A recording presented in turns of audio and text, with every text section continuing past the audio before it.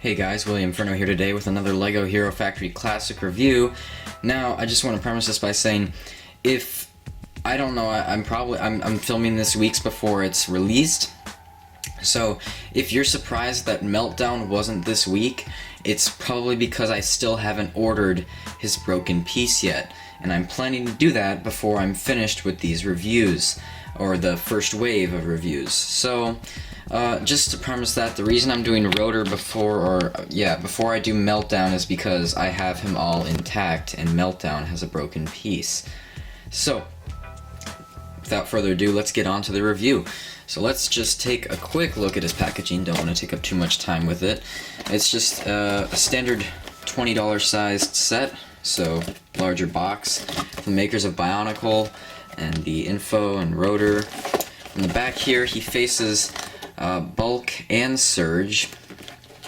I think he actually normally faces like Furno, right?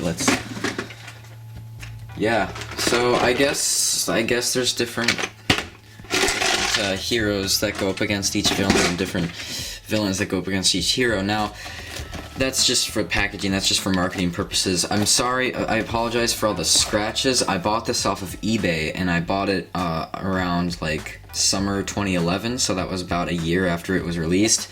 And it was like 15 bucks, and it was not a ripoff. It was pretty good. The guy just said it came with some scratches and marks, and it's not a huge deal. So then we have his stats and his functions, and then his instructions, which feature Von Nebula facing Furno and Stormer, and an ad for Hero Factory, which just, is build. So, let's get on to the actual set now. Don't want to spend too much time looking at just the packaging. So, this is Rotor. Rotor works for Von Nebula. He's one of the larger henchbots. Of course, he is basically a larger sized villain. And so let's just start off with the articulation. So he has some interesting articulation in the legs, actually. He has some very mobile ankles. And this is because it's kind of hooked up to this piston system that was used in later Bionicle sets, I believe. It was used, I forget when they started doing it in Bionicle, but it is transferred over to the first wave of Hero Factory, where they have this piston system, where basically when you move the leg, an axle goes up a piston, and it kind of creates so much friction, but that's good because the characters are very heavy. So, and it doesn't really take away from articulation at all, because you can still get some pretty crazy leg just movements out of him, as you can see him doing that. There is something you have to watch out for. If you bend, maybe this is only on Von Nebula, but if you bend the leg far enough up, the axle will come popping out. As you can see, I kind of have his leg slightly broken here. That's just what it looks like, but there's a lot of articulation. And then we also have friction on the hips here because of this extra ball joint connector, or socket connector, I should say.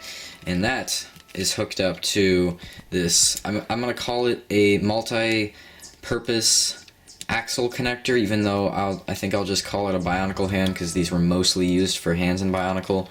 But it's hooked up to that, which is obviously hooked up to a lot of axles and pins and Technic-based stuff in there. So it offers a lot of friction. Now the only thing that does hinder this is his pack on his back that holds up the rotor blades. So that does hinder it a little bit, but not too much. And then in the arms, obviously, we just have shoulders, we have elbows, which the elbows are kind of weird and funky looking since they're made of Hordika necks, but not a huge deal. You still get some pretty good articulation out of that. We also have articulation in the neck, of course, and we even have it, or I guess not, I thought you could move the weapon, but I guess I forgot that you couldn't, because it's kind of sitting there like that. Alright, so, and then we have articulation in the back here, actually extra points for articulation with this, and you can obviously spin his rotor blades. What would Rotor be without rotor blades? Color scheme wise, it's incredibly consistent. It is broken up a little bit by pins, like you see some red pins and you see blue, and a little bit of like tan right there. But it's not really a huge deal. I don't want to be like LJ.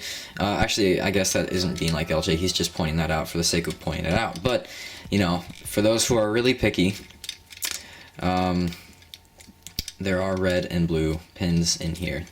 But for the most part, color scheme is very consistent with orange, black, and bits of gray and little bits of silver with an accent of green with the sphere over here.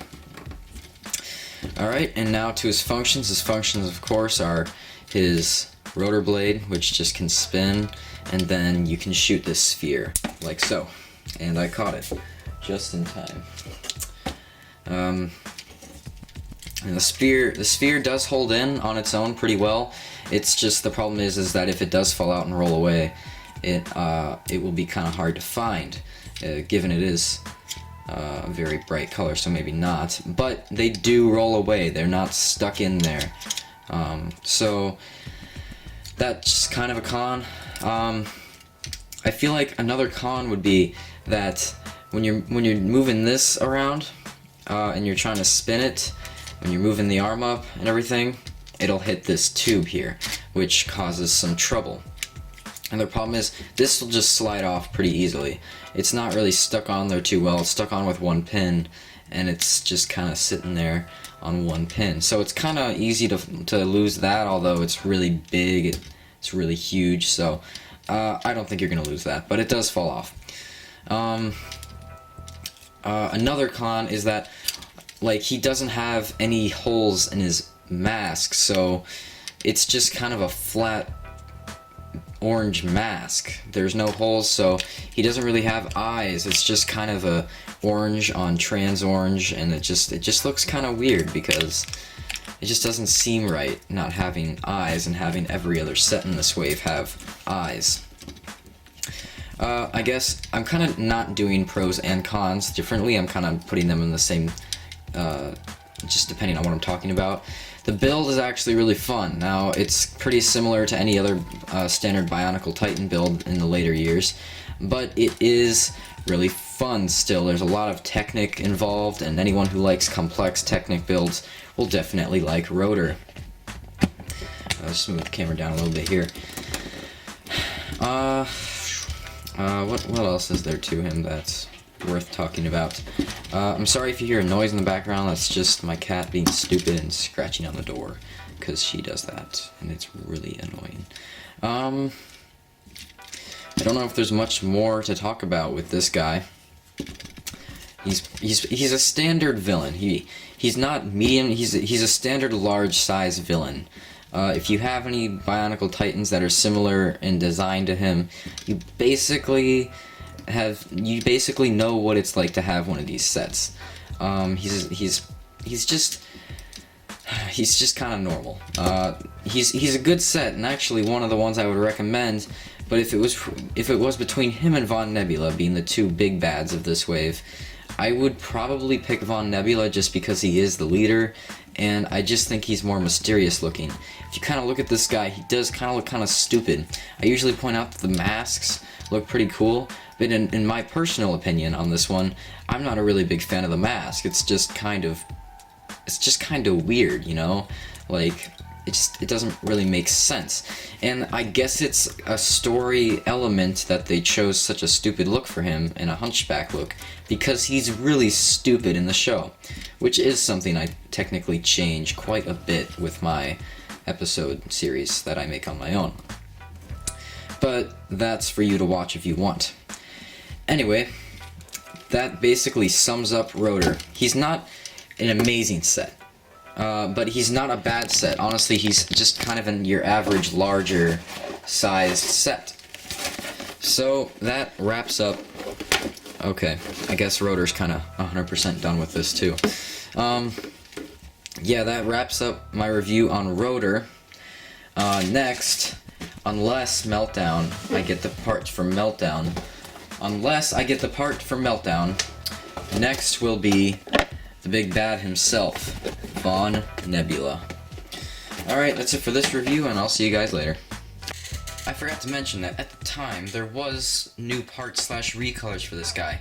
I just didn't point them out because I have no freaking idea what they are. So if you guys want to tell me, but honestly, I don't see why you would, because pointing out recolors and new parts at the time of this set releasing is just kind of pointless, especially for commenters. And that's it for this review. I'll see you guys later.